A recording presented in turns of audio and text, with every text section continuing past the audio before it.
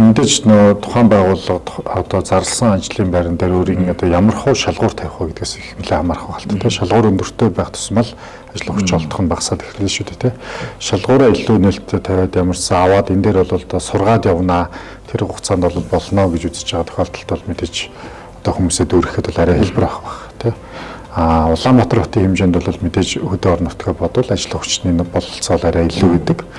эсвэргээрээ дахиад нөгөө талаас хэцүү болгох зүйл нь юу гэхээр бид нар чинь бас тодорхой хэмжээний өрсөлдөөн донд байгаа тийм хүссэн хүсээгүй одоо чадварлаг боловсон хүчнийг авах тэднийг тогтоон барих сургах бий болгох гэдэг өрсөлдөөн донд явж байгаа үед бол арай өөр хэрэг болов чинь тийм ээ хэдий тухайн ажлын байран дээр одоо авлаа гэхэд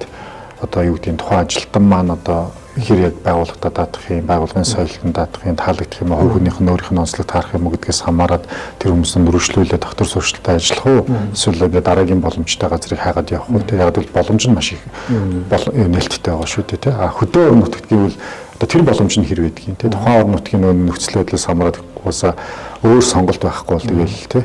тухайн газартаа одоо хичээгээл одоо ажиллах тийм байгаа шүү дээ тийм